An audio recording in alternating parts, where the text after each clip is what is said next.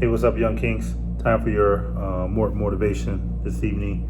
I just got a class down at Fort Leavenworth, Kansas, and I tell you this: if you've never been to this part of Kansas, there's absolutely nothing around this place outside of the military posts here.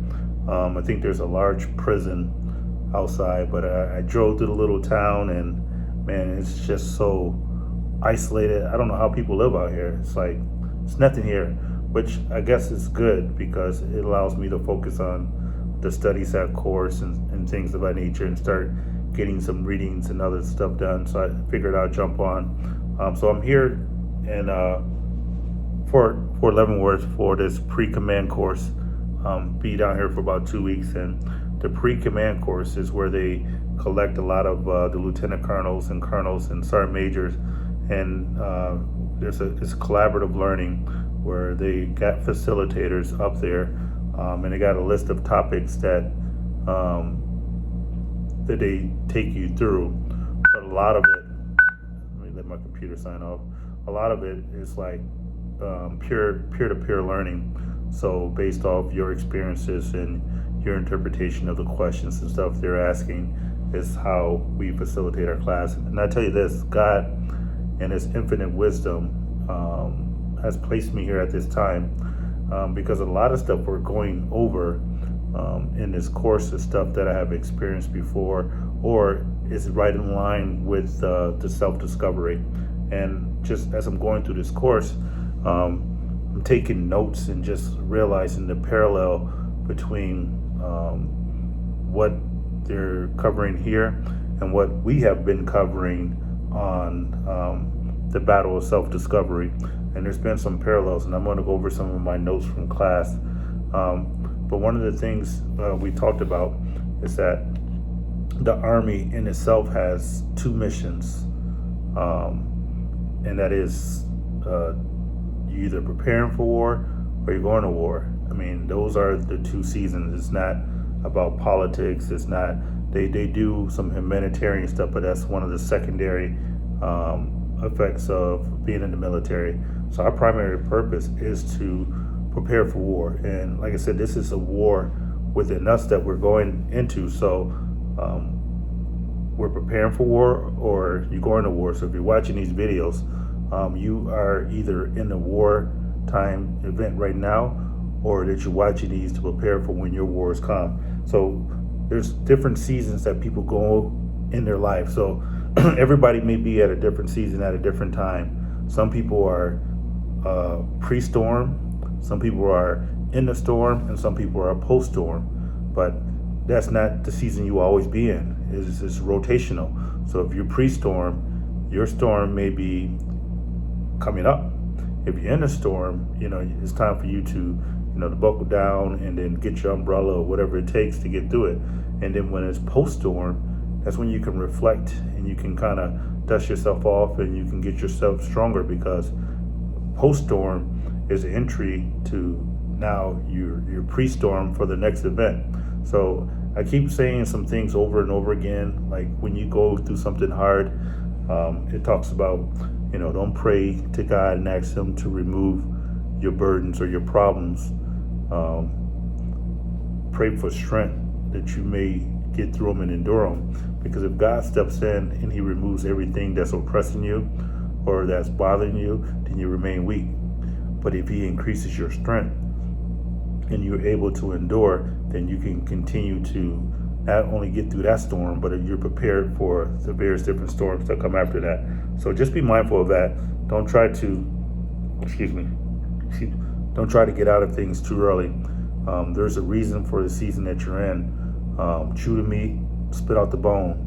Take what's useful for you and then apply that in your life.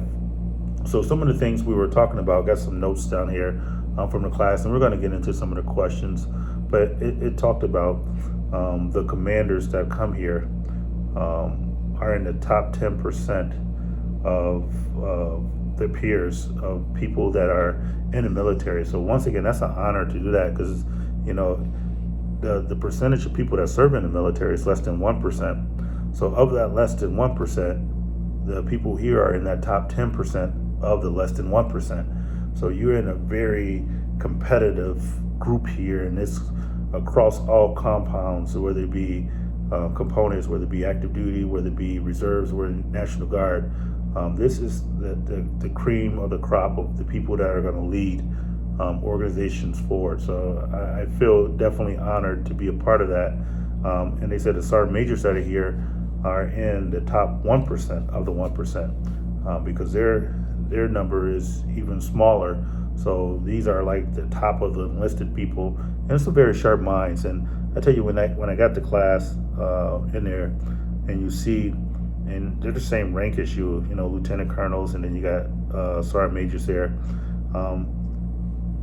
But it had that syllabus effect too, where it's like, wow, where you question yourself, like, wow, these some smart people. And I come to realize, like, I had to, pat myself on the back. I was like, you smart as well. You belong in this group as well. And I felt good that I could acknowledge that about myself. It's like, I'm contributing in class. I got people asking me questions, and I really didn't understand. I mean, I know what I've been through in my career and experiences I have had at different positions on multiple deployments and multiple assignments, and working at a U.S. Embassy and various different schools I've been to. I recognize that.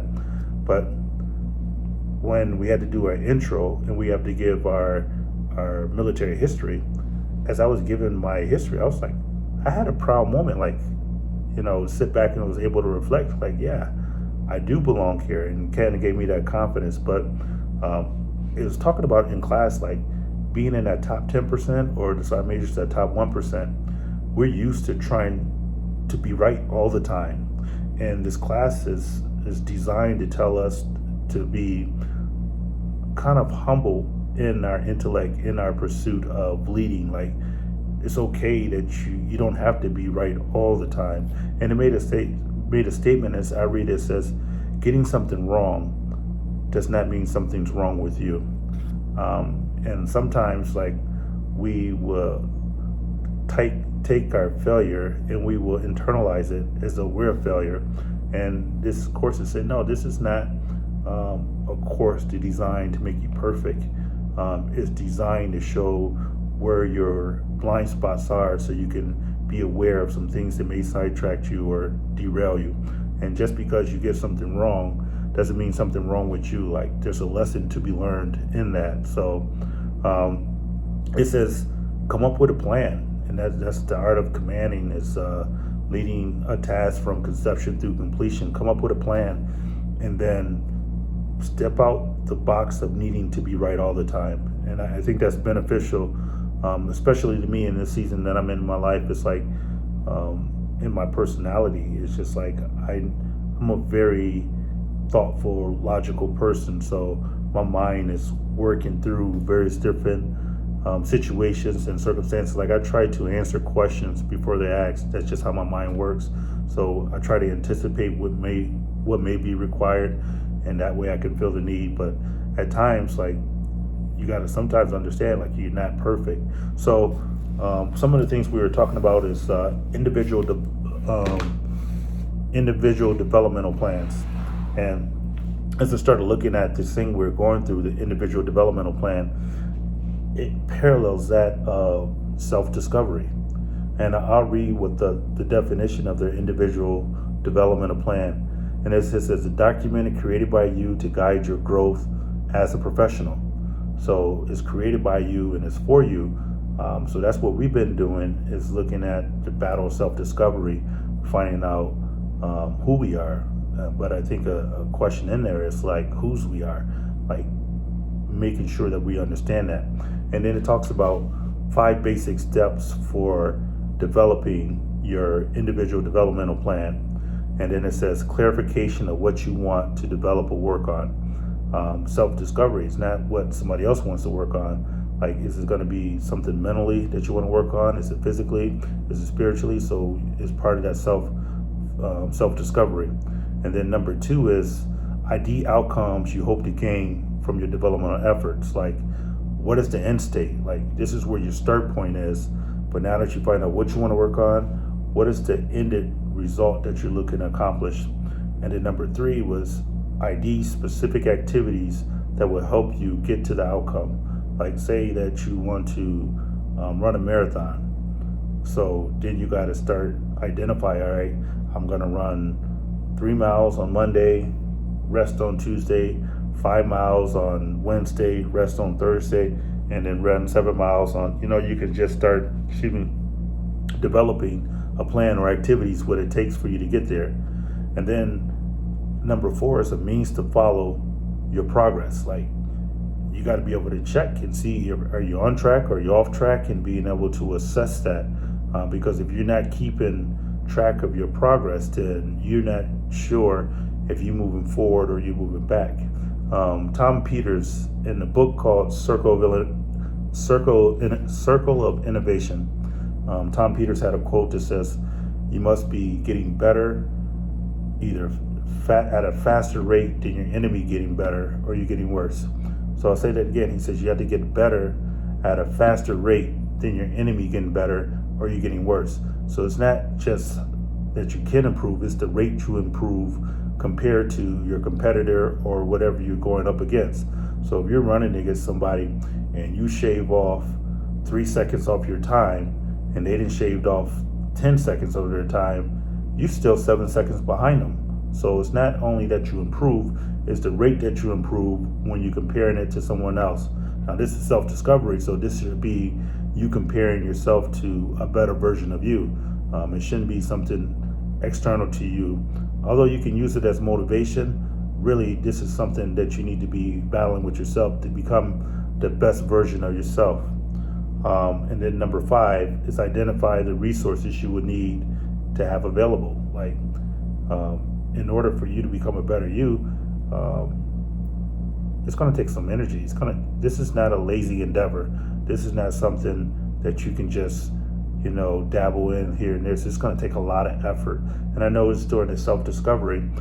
Since I've been on these self-discovery, I think this is video number 11 or 12 this month. My reading has increased, and I even understand that I can even take that to a new level. Like my focus on going out and pursuing information is there.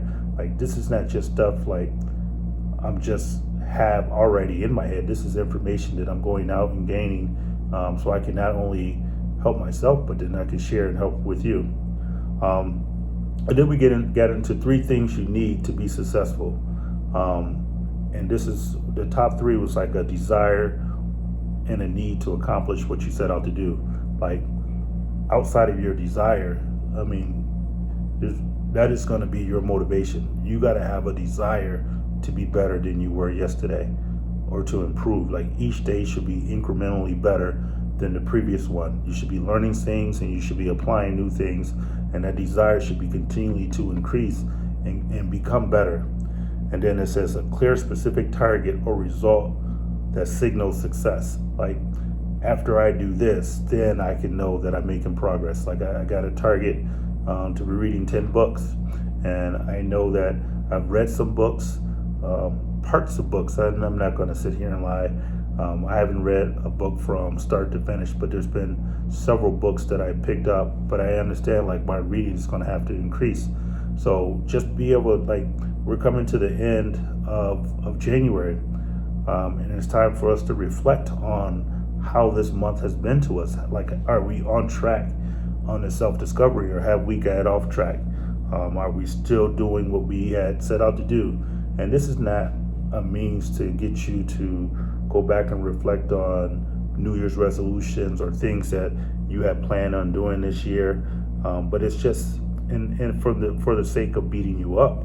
This is the sake of, like, to understand, like, are we on track, or do we need to make some adjustments?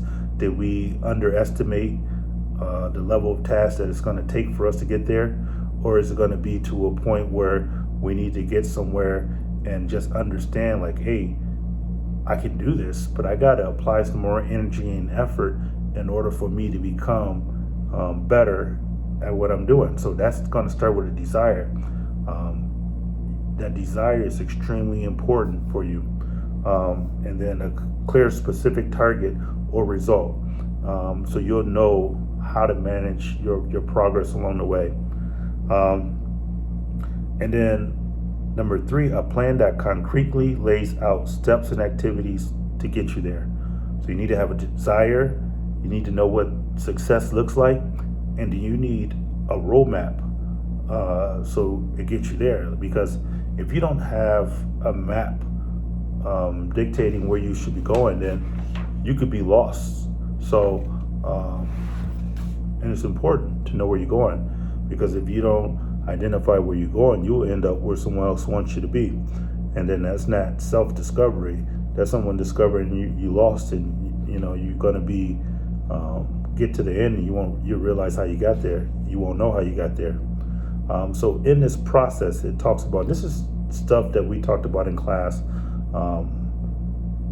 It talks about self-critique, how to critique yourself, and this is where this self-discovery really came out in my mind. So it says self-critique could be as simple as posing questions like, what happened? Like, an event happened, like, what happened? And then, because there's cause and effects. Something happens, there's a cause, and then there's an effect on the thing that happens later. So cause and effects. So what happened? That's the event. And we already talked about the fact that you can't control what happens to you. Response management is essential for our development. So what happened? And then you go to ask yourself the second question. It's like, how did I react to what happened? That emotional intelligence, like understanding, like, what about that situation made you respond in this particular way? And you're going to need to understand that, so people are not able to pull your strings. And I know I'm guilty of that. As I told you, the king of Pettyville, and sometimes I'll let people go on for so long, and just to listen to them for a while, and then all of a sudden I may blow up, and they're like, hey, hold up, where this going? It's like, hey, I was listening to you, I was trying to see how far you was going to go, and that's not a license for me to blow up. But at the same time, it's like, I got to start recognizing, hey, and cutting it off, and making sure that I don't get to that blow up string. So how did I react? And then how did others react, and why? So you not only you're assessing yourself, now you're assessing your response and people's response to your response. And then this is one of the most important questions. This next one, it's like, what did I learn about myself based on what I did and how I felt? Like, that is true reflection after you have an event, to really sit back and ask yourself, like, what did you learn about yourself? And truly understand and be able to do with that. And then the last question is, how will I apply what I learned? And that's for you to be better in the next situation. So when an event happened, if you run yourself through those series of questions to identify what happened, how did you react? How did people respond to you reacting? What did you learn about yourself? And then how you will apply things later, I think you will be at a better step and further ahead in this battle of self-discovery. And then it talks about self-regulation. And this self-regulation is big for me, because I'm very analytical in my mind, and I don't like people correcting me. I don't like people putting me down. So I try to regulate myself to avoid people having to correct me. So I know it doesn't work all the time, because you can't be perfect and people will correct you. But that is one of the areas that I definitely need to grow in, is people's ability to give me constructive feedback. And I don't have a problem with constructive feedback, but you can't talk to me crazy and then call it feedback. And sometimes it's not what you say, it's how you say it that makes me go off. But anyway, I got to get to that emotional intelligence when I don't do that. But self-regulation, it talks about adjusting one's thoughts and feelings and actions without prompting from others. Like, this self-discovery journey that we're on, this is a self-initiated journey for me. I'm inviting you all into this, but no one prompted me to do this. And that's self-regulation. For you to be able to regulate yourself, you don't need nobody to be able to try to control you or manipulate you to do this. You need to be able to regulate yourself, and that's going to be a way that you really get down and win this battle of self-discovery. And then it talks about self-awareness, being aware of who you are, how you are, your personality. And we did do a personality learning style book, and I may get into this maybe on this video, going over the different learning styles. But self-awareness is, and it says it's not a destination point, but rather an emerging process where you continually come to understand your unique talent, strength, sense of purpose, core values, belief, and desires. So that self-awareness of like that self-discovery is like, you don't say you discover who you are today and think like you didn't crack the code for the next 10 to 15 years, because a person who looks at life at the age 20 is still looking at the life the same way when they reach 50, has just wasted 30 years of their life. Like, this self-discovery it's an ongoing battle. This doesn't end. I mean, of course, we're going to transition to other topics, but this self-discovery, you should be constantly reflecting on who you are. And because you are evolving, you get more information, you get more experience, and you're going to be validating or, critiquing some things that you thought you knew and didn't know. I was talking with my friend Eric a few months back, and I was telling him, I was like, I'm 45 years old, and I realized I'm just now learning how to be a man. I'm just now coming to my understanding of what it really takes to be a man. And it's not to say that I have it right, but I realized in this pursuit of getting there's several things that I thought I knew that I had to unlearn, that were no longer serving me or were no longer productive for me.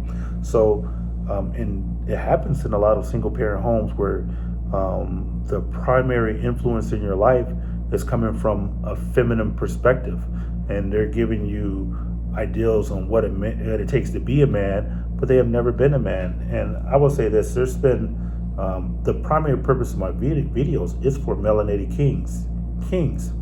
But there's been several people that come up to me of the non-king gender and will say, hey, you should tell your young king sis. And that's from a feminine perspective. And not to say that you can't learn anything from that perspective, but at the same time, it's like understanding, like, we as men, I think iron sharpen iron around men. Sometimes men need to talk to men. And this is not an indictment saying that you can't learn from a woman teacher, you can't work from a woman boss. That is not what I'm saying at all. But I'm saying there has been a deficit of men sewing into men and being vulnerable in front of those men. Because a lot of times, and I get the critiques as well, hey, you vent too much, you do this and do that, because you've been lied to. Like, you got to be strong all the time. Like, you can't be weak, you can't be hurt, you can't be experiencing something. And that's the lie from the pit of hell. It's like, the reality of it is, there's a lot of dualities that's going on within you, that don't let nobody make you feel inferior because you feeling one type of way and they say that's not aligning with the way you should be feeling. It's you. This is self-discovery. This is your journey. This is my journey. So I'm the one who determines the pace between me and the king that sits most high. Will determine what season. And there's opportunities for us to grow and develop and to become better. But at the same time, don't be discouraged just because you're not moving at the same pace as someone else is moving. That's not an indictment against you. So it's not your self-awareness, it's not a destination, rather it's an emerging process that you're going to continue to evaluate and assess how you feel, why you feel that way, and then get to that sense of purpose. And it says the main thing behind that course, the course I'm going through, is about becoming an authentic leader, and an authentic version of yourself. It's like there's so many movies about what a commander is, and people that have been in various different conflicts, and people get in positions and they try to emulate stuff that they seen other people do, or that they seen in the movie, or they seen a mentor do. But that's the worst thing you can do when you're in command. You need to be truly authentic. And the reality of it is, we're all in command. because we got to command ourselves. You got to lead yourself before you can lead others. And there's a lot of equipment that needs to go in there. So the part of it was know thyself, and the part of know thyself is what we've been going through, is the art of self-discovery, the battle of self-discovery. So I think I went over enough of that. Maybe I get to my personality. And this was a very interesting personality because it confirmed some things. And when I take these assessments, I try to answer the question as accurate as I can to how I really feel, because these assessments are only as good as the truthfulness you put in there. So it told me that I was more of an abstract thinker, and I'm more in line with logical trains of thought than I am about feelings and emotions. Like, it has to make sense to me, and that's how it is. Like, if it doesn't make sense to me, then I don't care how much emotion is behind it. I need to be able to understand that process, and we may get into that. But I'm at 26 minutes. I don't know how many questions I'm going to get to. 13, it says, what are 3 words that describe me the best? So when you're doing this self-discovery, like, explain to yourself. I mean, what describes you? Not what somebody else will say about you, but what 3 words describe you the best? And for me, like, I'm a Taurus, and I think that's in line with my personality. I'm very stubborn. I'm very analytical, or abstract would probably be the other one, and then hardworking. I mean, those are the words that I would say that describes me the best. The next question, 14, says, what keeps me awake at night? For me, it's like my mind just wanders at times. Like, I don't like to fail. So failure keeps me like, and my mind starts looking for signs or signals that things are not going right. So I know that's pretty vague, but I really don't have sleepless nights. There's times that I get to sleep faster than others, but for me, it's just like progress. I need to be my mind, and what I'm going to start doing is getting a table and put, a notepad next to my bed, because there's so many ideas that run through this big head, and I be thinking like, all right, man, this is great. I'm gonna write it down in the morning, and then that thought, it goes away. So I would encourage you to, if you are a thinking person and thoughts pop into your head or whatever, we got to start bringing life to those things and writing them down and be able to go back and reflect on it. So one of my things, I am going to come back and start keeping a notepad next to my bed. It says, how important is my physical health to me? To me, it's extremely important, because health is wealth. I do want to get in better shape. I think there's probably about another 10, 15 pounds that I can efficiently lose and be considered healthy. So what we're going to do in this course, they're going to do a body mass index to show you what percentage, and you get in one of those pods, and this is stuff that people pay a lot of money for. So just a byproduct of this course, you could just get in there and sign up for it, and then they give you your body composition on some things that you can do to become more healthy, foods that you should be eating, what is your natural body weight, or what should it be in compared to your weight. So over the next few days, I'll get a chance to go in that, and I might share my scores or whatever with you, just so I can have a starting point of where I need to begin from. How important is mental health to you? I think it's extremely important. Your mental health is, that should be one of your primary concerns, your mental state. And people that are not advancing or contributing to a healthy mental life probably need to be eradicated or removed from your life. So really start looking at people who are burdensome to you in your ability to just process information. How long have I been holding myself back in any way? For me, I think sometimes I do hold myself back in particular areas. So what ways are you holding yourself back? Sometimes I overthink. Sometimes the just get perplexed with just, hey, what about this? What about that? And sometimes I need to suspend my thinking and just do. So I know that's some ways I hold myself back. What are some obstacles that get in the way of my happiness? Once again, it's thinking. Like, this big head like I have, it's filled with this big brain. And sometimes I'll overthink. Overthinking sometimes can steal some of your joy, because you start filling in blanks and stuff and this and that, and it can lead you to this never-ending cycle.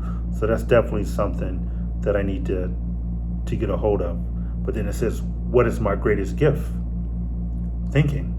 So it's a blessing, and it can be a burden. Like, sometimes I can look at stuff and be like, wow, this means that, or I can see hidden meanings and stuff that I encounter, or I can see things in just this happens in life and be like, oh, and I can see the Most High speaking to me in various different things. So that's my greatest gift. And then, what could I do to be happier? Enjoy the moment. I mean, my life has been built on achievement. Like, I'm a pursuer, and nothing wrong with pursuing things, but sometimes I gotta be able to enjoy the journey, and not so much trying to get to a stated destination. So being able to take a step back and just enjoy today. It's hard for me to do that at times. Like, in every situation I'm uptight, go to a masseuse, go to like get a shot, and they're like, hey, just relax. It's like, I don't know how to relax. And I know people say that, but that is extremely true to me. I'm not flexible. I don't know how to relax. I don't know how to I do have a good time, but I think I could be happier if I were to learn how to relax and enjoy the moment. And I think that all comes with balance. So that's question number 20. I may get back on this video tomorrow. Like I said, I'm down here 2 weeks, and the only thing that's here is this military post in the prison. So I'll be studying for class and various different things, but just coming up on 33 minutes. So I'll conclude on there.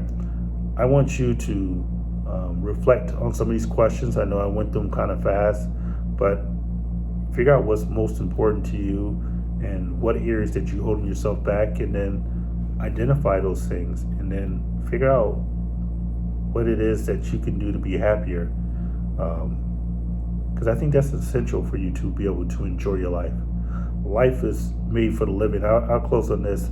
I was just talking to my brother the other day, and I think I mentioned it in the video, and he was like, it looks like you had a good time at your house. And I said, you know what? I'm no longer going to wait for the weekend or a holiday to enjoy life. Life is for the living. So, and the thing about life, if you're not careful, you can waste it not doing anything. But time doesn't wait on anyone. So this thing called life, nobody gets out alive.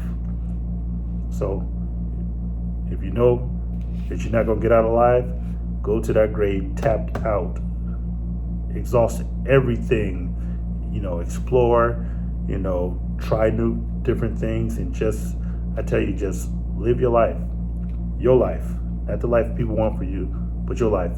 Be well, young kings.